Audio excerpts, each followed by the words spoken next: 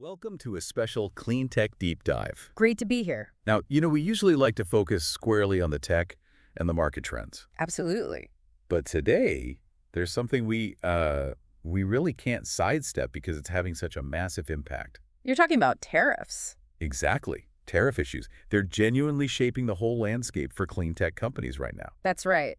We normally dig into the innovation, the growth curves, but policy, especially trade policy like tariffs and the broader economy, are just so tightly woven into clean tech. You can't really separate them. No, you can't. So understanding these tariff implications is, well, it's essential if you really want the full picture of the sector. Couldn't agree more. So today, we're diving deep into where clean tech stands now and where it might be heading, particularly here in the U.S. And we've got some great material to work with. Yeah, we've pulled together a really informative set of reports and analyses. We've got Deloitte's 2025 outlooks for both renewable energy and technology. Climate Power's Clean Energy Boom report from January 25. The WTW Global Clean Energy Survey, a report called The Shifting Landscape, Clean Tech Capital in 2025. And that Vox piece on energy storage, which is really interesting. Right, energy transition, what's going on with energy storage. Yeah. So quite a mix. Yeah, they offer different angles, different perspectives, but there's definitely overlap. It gives us a pretty rounded view. And our goal today, our mission, if you like, is to really extract the most crucial insights. Get to the heart of it. Yeah. Right. What's driving the growth? What are the key tech advances? How's the money flowing? And how companies are navigating all this. Exactly. And of course, keeping an eye on how those policies, the economic climate, and yeah, those tariffs are influencing everything. Okay, let's jump in. All right, so let's start with the current state of play. Growth, capacity. Where are we right now? Well, the data shows some pretty remarkable trends. Solar energy, for one, saw a huge increase in capacity in 2024. Huge how? Deloitte reported an 88% jump. Yeah. 88% increase, which is massive. And it pushed solar past both hydropower and nuclear. Past nuclear. That's a big milestone. It really is. Solar is now the fourth largest source of installed generating capacity in the U.S., only behind wind. Okay, 88%. That's staggering. Was there something specific driving that big a jump? Or just general momentum? Well, it seems like a significant part of that surge, maybe not all of it, but a big chunk, was developers rushing. Rushing. Yeah, likely rushing to get projects commissioned before potential changes to tax incentives kicked in. So it created this temporary acceleration. Ah, okay. So maybe not a sustainable 88% year-on-year growth rate, but still impressive. Exactly. Great news, but important context. Got it. Now, it wasn't all sunshine and, well, solar panels, was it? Wind actually saw a dip in additions. That's right. Wind capacity additions fell about 14% in 2024. Okay. Why the drop there? Kind of the usual suspects, really. Supply chain snags, which we've heard about globally. Still lingering, yeah. Financing hurdles, these are big, capital-intensive projects. And permitting. Permitting. Always permitting. It's often a long, complex process. You've got local, state, federal layers. It can take years, add significant costs. Right. So those combined drag down new wind installations. Pretty much. But it's important to add, even with fewer new turbines going up, the wind generation itself, it actually hit a record high in 2024. Oh, interesting. Yeah. Existing wind farms performed really well. Wind power even generated more electricity than coal for 2 whole months last year. So the installed base is working hard, but building new capacity faced headwinds. Makes sense. Exactly. Okay, let's talk about the other big piece here. Battery storage. Feels like that's exploding. It really is. Battery storage capacity jumped by a massive 64% in 2024. 54%. Also huge. What's driving that? Utilities are finding more and more value in batteries. Arbitrage is a big one. Buying low, selling high with electricity prices. Exactly. Yeah. And frequency regulation, keeping the grid stable, that's crucial. Plus, the obvious one, storing excess wind and solar power. Right. Soaking up that energy when it's abundant to use later. You got it. So when the sun's down or the wind drops, the batteries can fill the gap. And the EIA, the Energy Information Administration, they had some pretty bullish projections for the end of 24 too, didn't they? They did. They were anticipating significant increases right across the board. Wind reaching about 154 gigawatts. Solar was projected to have a record year, adding over 38 gigawatts to hit around 128 gigawatts total. Record year for solar additions, wow. Yeah. And battery storage also set for a record addition, nearly 15 gigawatts, bringing the total up to almost 31 gigawatts. That storage number is really climbing fast. It is. And another interesting point from the EIA data residential solar attachment rates. Meaning solar panels plus batteries on homes. Exactly. The percentage of new home solar systems that also included battery storage was expected to hit a record 25%. A quarter of new installs. That shows homeowners are really seeing the value proposition now. Definitely. Combining generation with your own storage is becoming much more mainstream. Wow. Okay, so that paints a picture of really dynamic growth and evolving use cases too. Yeah. The capacity is clearly ramping up. What about the demand side? What's actually pulling all this clean energy? Yeah, good question. We're seeing demand ramp up from several key areas. One is cleantech manufacturing itself. So factories making solar panels or batteries needing clean power. Precisely. Especially as companies try to reshore some of that production back to the U.S., then you've got data centers. Oh, the elephant in the room. Especially with AI, right? Exactly. AI is incredibly energy intensive. That's a major driver. And then there are emerging sectors like direct air capture, DAC. Pulling CO2 out of the air. Yeah, which takes a significant amount of clean energy to run effectively. So it's almost like a positive feedback loop that clean tech industry itself needs more clean energy to grow. You could say that, yeah. And these aren't small numbers we're talking about. How much demand are we looking at? Deloitte estimates that just the load growth from clean tech manufacturing could hit 11 gigawatts by 2030. 11 gigawatts just for manufacturing. Okay. Data centers. They project around 44 gigawatts of additional demand by 2030. 44. Wow. And some estimates go even higher, maybe 60 to 80 gigawatts, depending on AI growth. That's staggering. And DC plants could add another, say, 2.7 gigawatts by then. So if you add that up, clean tech manufacturing, data centers, DAC, that's over 57 gigawatts of new demand expected by 2030. At least. That's a huge amount of power. Enough for millions of homes. And I guess all these sectors are essentially competing for the same clean electrons, right? They are. There's definitely growing competition, not just among these new sources of demand, but also with existing industrial customers. Everyone wants reliable, 247 clean energy. Which probably drives more innovation and deployment too, trying to meet that demand. Exactly. That competition can be a powerful motivator. Okay, now this feels like the perfect point to bring policy back in, especially those tariffs we flagged right at the start. Government decisions seem absolutely critical here. They really are. Deloitte's outlook explicitly states that the momentum we see in 2025 will heavily depend on the policy approaches coming from the administration. So shifts in policy could really speed things up or slow things down. Absolutely. We're at a point where policy choices could have a very significant impact on the direction and pace of this transition. And that idea of reshoring clean tech manufacturing, bringing solar panel and battery production back here, that's tied directly to tariffs, isn't it? Very much so. The goal of using industrial policy to boost domestic manufacturing relies heavily on keeping tariffs on imported solar panels and batteries. Which were in place in 2024. Right. The idea is to protect these nascent or growing U.S. industries from what are often seen as unfair trade practices, particularly from China. But there's a flip side of that coin, surely. Tariffs make imports more expensive. Exactly. It's a double-edged sword. While tariffs might help U.S. manufacturers, they also increase the cost of solar components for developers and installers here. Which could slow down deployment, especially in projects where cost is really tight. Precisely. So, protecting one part of the sector might inadvertently create challenges for another. It's a tricky balance. A classic policy trade-off. Okay, what about areas where there seems to be more agreement, like AI? We hear a lot about bipartisan support for AI advancement. How does that connect to energy? Well, given the massive energy appetite of AI data centers, that bipartisan push for AI development almost necessitates action on the energy front. You can't have one without the other. Pretty much. So you're likely to see continued efforts to speed up the permitting process for energy projects, particularly those serving data centers. Streamlining approvals. Right.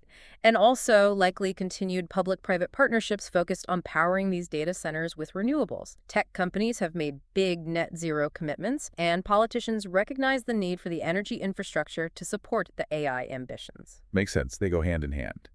Now, one area that sounded like it had more uncertainty swirling around it was green hydrogen. What's the situation there? Yeah, green hydrogen tax credits. The rules for those have been complex to finalize. End of 2024, the industry was still waiting for really clear final guidance. So still up in the air a bit. Somewhat.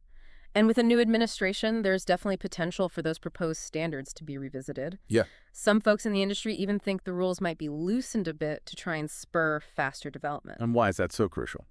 Because green hydrogen is seen as potentially a really key piece for long-duration energy storage, storing renewable energy for days or weeks, not just hours like current batteries. Ah, okay. So unlocking that potential depends heavily on getting the policy right. Definitely. It's a space to watch very closely. Okay, so policy. Yeah. A mix of potential drivers, some trade-offs, and lingering questions. Let's shift gears to the tech itself, the innovation side. What's exciting happening there? There's a real push towards finding reliable 247 renewable solutions. Green hydrogen, as we just said, is one path, especially for that long-duration storage piece. We're also seeing big strides in solar cell technology, more efficient silicon, these new perovskite materials, tandem cells, combining different types. Getting more bang for your buck from each panel. Exactly. And also innovative ways to use solar, like building integrated photovoltaics. Solar panels becoming part of the roof tile or the facade? Yeah, and agrivoltaics combining solar panels and farming on the same land. Plus, enhanced geothermal systems, EGS. Geothermal, tapping heat deep underground. Right. EGS techniques are maturing fast and could provide a really stable, baseload, clean power source available all the time. Dual-use solar sounds smart making the most of land, and reliable geothermal power would be a game changer. What's pushing these forward? Is it just R&D? It's a mix. There's significant federal funding flowing into commercializing these technologies. The Department of Energy, for example, has major investments in hydrogen hubs. Right, those regional centers. And in various long-duration energy storage concepts, like using wastewater to make green hydrogen, or different battery chemistries like iron air. Iron air batteries. Yeah. Interesting. Yeah, exploring alternatives to lithium-ion. And you also see industry partnerships, companies collaborating. Plus, utilities are showing interest in things called clean transition tariffs. What are those? Basically, a small surcharge on utility bills specifically earmarked to fund investments in new clean energy tech and infrastructure. So, spreading the cost across ratepayers to accelerate deployment. That's the idea, a way to finance the transition without relying solely on government funds or putting all the cost burden up front. Interesting mechanism. Good to see innovation moving from lab to potential deployment pathways. Now, all this activity manufacturing, deployment, innovation must mean jobs, right? Oh, absolutely. The clean energy sector is a major job creator right now. How major? In 2023, clean energy jobs made up over half of all new energy jobs created in the U.S. Yeah. Wow. And the sector grew jobs at twice the rate of the overall economy. Hiring in renewables has actually overtaken hiring in fossil fuels. That's a significant shift. Where are these jobs popping up? Still mainly California and Texas. Well, those states still lead in total numbers, sure, because they're big and started early. Solar accounts for about 2/3 of the renewable jobs, wind maybe a fifth. Okay. But we're seeing really rapid percentage growth in states you might not expect, like Wyoming and Montana, often tied to new wind and solar projects being built there. Good to see it spreading out. Yeah. And what kind of skills are needed? Is it all engineers? No, not at all. There's actually growing competition for what people are calling green skills. Green skills. Yeah, expertise needed for renewables, grid modernization, electrification. Utilities need these skills. The tech industry needs them for their clean data centers. And construction too, I imagine. Definitely. There's competition with other big infrastructure projects for skilled construction labor. Finding enough workers and developing the right skills is actually becoming a challenge for utilities and developers trying to keep pace. Okay, so high demand for workers. The Climate Power Report actually gave some really specific examples of job creation state by state, didn't it? It did, yeah. Really helps make it concrete. Like in Georgia, Q-Cells is expanding its solar manufacturing massively, over 2,500 new jobs there. Just from one company's expansion. Yeah. Suneva's adding 240 jobs making solar cells. SolarCycle is investing in solar glass and recycling, looking at over 1,200 jobs combined between those. That's a serious impact for Georgia. What about somewhere like North Carolina? North Carolina is becoming a real hub for EV manufacturing and charging infrastructure. Electric vehicles. Right. Toyota, Chempower, Alpatronic, Atom Power, huge investments there. Over $20 billion pledged, creating something like 17,000 jobs just in that EV space. 17,000 jobs. Yeah. Incredible. And South Carolina. Also seeing a boom, 39 new clean energy projects announced, bringing in over $15 billion in investment and nearly 22,000 jobs across different clean energy areas. And Texas. We mentioned they lead in total jobs, but are they still adding a lot? Definitely. Texas ranks third nationally for new clean energy jobs, being created over 26,000 of them, mostly driven by a real boom in solar manufacturing. Lots of companies setting up shop there. Aspen Woods, Wari, Sirius PV, PV Hardware, Seg Solar. So even in a traditional energy state, solar manufacturing is creating tens of thousands of jobs. Exactly. And the Climate Power Report also highlighted benefits beyond the big states, right, in rural areas. Yes, that's a really crucial point.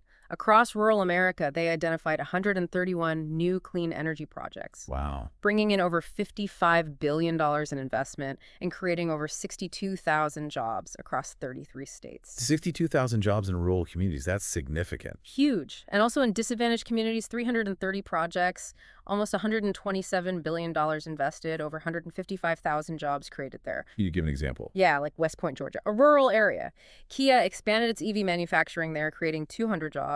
And a supplier, Daysol Aussies, making EV interiors, added another 165 jobs right there. Real, tangible impacts on local economies. Absolutely. And it's not just the number of jobs, but the quality, too. How so? Well, Brookings Institution research found that clean energy jobs often pay better, like an 8 to 19% income boost compared to the average job. Nice pay bump. And importantly, they estimate around 75%, three-quarters of these new clean energy jobs don't require a 4-year college degree. Okay, that's huge for accessibility. Good wages, accessible training pathways. That sounds like a recipe for broad economic benefit. It really does seem to be reaching different kinds of communities and skill levels. Okay, let's pivot to the money side again. Financing all this.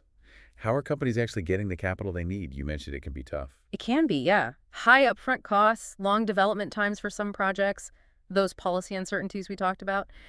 They can make traditional financing tricky sometimes. That's what the Shifting Landscape report highlights. But money is clearly flowing in, given the growth. Oh, absolutely. And here's a fascinating turning point. In 2025, for the first time ever, global spending on clean energy technology supply is projected to actually exceed investment in upstream oil and gas. Wow. More money going into building clean energy tech than into finding and drilling for oil and gas. That's the projection, a really major economic signal. Definitely a milestone. Yeah. Within Cleantech itself, where's the investment focus strongest? Energy storage is attracting a ton of interest, naturally. The EV sector obviously is huge. Smart grid tech needed to manage all these renewables is another key area. And carbon capture and storage, despite the challenges, is still drawing significant investment. Okay. And how are companies actually raising the money? Just venture capital? It's getting more diverse. We're seeing a trend where companies blend different funding sources. So maybe some venture capital, but also direct-to-investor rounds. Like crowdfunding, but maybe bigger. Sort of, yeah. Reaching out directly to individual investors or family offices, and also leveraging state-level programs and grants that support clean energy. Can you give examples? Yeah, the report mentioned EnergyX. They work on lithium extraction technology, and Monogram, which does residential solar and storage. Both have used these kinds of blended strategies. So mixing and matching funding sources. Why the shift? Probably several reasons. Yeah. Navigating those policy uncertainties makes diversification smart. Accessing bigger pools of capital than maybe just traditional VCs offer, and building a strong community of believers. Believers? Yeah, investors who aren't just looking at the spreadsheet, but are also really aligned with the company's environmental mission, impact-driven storytelling, showing the real-world benefits, community-first fundraising. That's becoming more important. Interesting. So fundraising itself is becoming more innovative. Let's zoom in on energy storage again. That Vox article really dug into it. It did, and the growth numbers are just, well, staggering again. A 5-fold increase in grid-scale storage capacity between 2021 and 2024. 5 times in 3 years. And they project it could double again in 2025. And here's a key point. Total battery storage capacity, grid scale, has now officially surpassed pumped hydro storage. Wow. Pumped hydro has been the standard for decades, right? Using reservoirs. Exactly. For batteries to overtake that total capacity so quickly, it just shows the incredible pace of change. We're over 26 gigawatts of battery storage now. What made that happen so fast? 2 main things, really. First, lithium-ion battery prices just plummeted. Cheaper batteries. Dramatically cheaper. Driven by better manufacturing, huge economies of scale, especially out of China, that made storage much more economically viable. Okay. Second, the sheer amount of solar and wind being added to the grid creates a massive need for storage to balance things out and make sure power is reliable. The supply needs the storage to work effectively. Precisely, and the Vox article had that amazing stat. Solar plus storage combined accounted for 84% of all new U.S. electricity generating capacity added in 2024. Almost everything new being built is solar paired with batteries. That says it all. It really does. Storage isn't just an add-on anymore, it's becoming integral. And the benefits go beyond just smoothing out renewables, right? Oh, yeah. Storage is vital for upgrading our aging grid infrastructure. It provides essential services like frequency regulation, keeping the grid stable minute to minute. Okay. It helps with peak shaving discharging power during peak demand hours to avoid firing up expensive, often dirty peaker plants.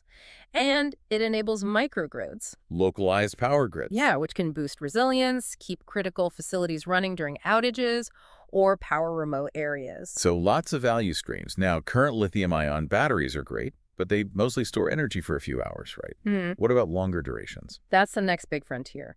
Current tech is typically 2 to 8 hours, great for daily cycles, but we need solutions that can store power for days, maybe even weeks, to handle longer periods of low wind or sun or seasonal variations. Long-duration energy storage challenge. Exactly. And that's where things like green hydrogen, those iron-air batteries we mentioned, flow batteries, thermal storage, all that research and development is focused, finding cost-effective ways to store energy for much longer. And the Vox piece also flagged some potential headwinds for storage, didn't it? Yeah. Including tariffs. Yes, it did.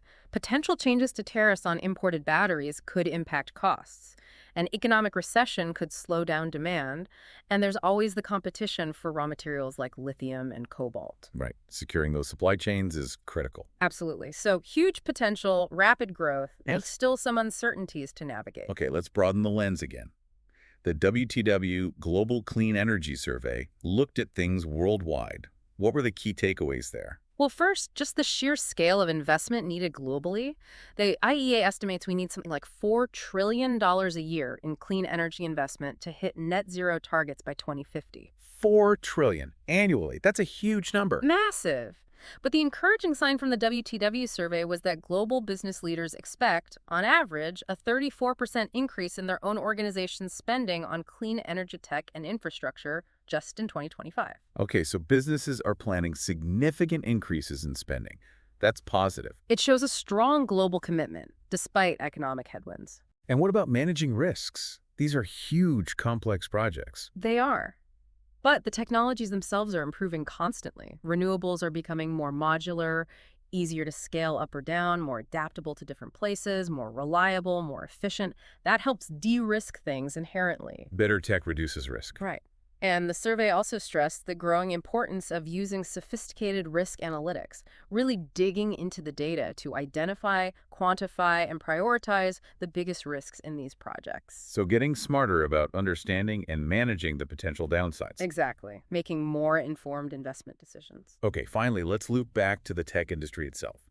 We talked about their huge energy demand, but what other roles are they playing? They're playing a really multifaceted role, actually. AI, for instance, is being used all over the place in clean energy now. How so? Optimizing supply chains for renewables, making them more efficient, speeding up operations at wind and solar farms, driving innovation in designing better solar cells or managing battery health. So AI is an enabling tool for the sector. Definitely. It's in smart meters, helping grid stability. It's enabling virtual power plants. Aggregating lots of small resources like home batteries. Exactly. Even things like AI-powered robots helping install solar panels faster and cheaper. Wow.